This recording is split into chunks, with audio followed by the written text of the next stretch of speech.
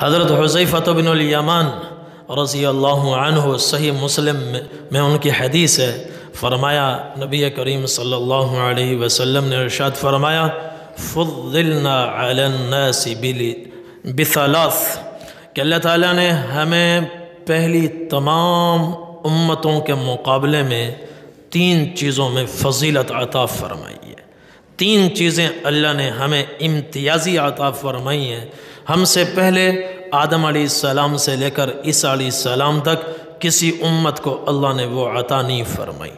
ان میں سے پہلی چیز جعلت صفوفنا کصفوف الملائکہ، نماز میں ہماری صف بالکل اسی طرح بنتی ہے جیسے اللہ کے سامنے فرشتوں کی صف بنتی ہے۔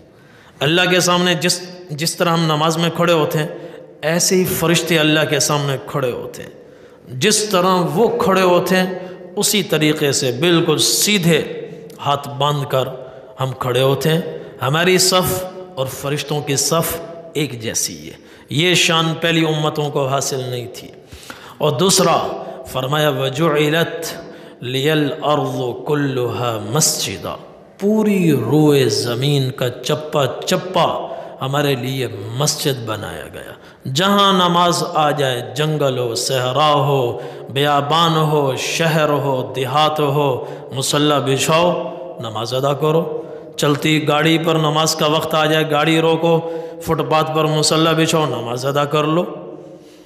یہاں تو اتنا ماحول نہیں ہے، وہاں عربوں میں بڑا زبردست ماحول ہے، وہ نماز اول وقت میں پڑھتے ہیں۔ ایک صحابی نے پوچھا یا رسول اللہ سب سے بڑی نیکی کیا ہے؟ آپ نے فرمایا الصلاۃ لأول وقتها، اول وقت میں نماز پڑھنا زبردست نیکی ہے۔ تو فرمایا پوری روئے زمین کا چپا چپا ہمارے لیے مسجد بنایا گیا ہے، کہیں بھی کھڑے ہو کر نماز پڑھ سکتے ہیں۔ پہلی امتوں کے لیے یہ نہیں تھا، ان کو اپنی مخصوص عبادت گاہ میں آنا پڑتا تھا۔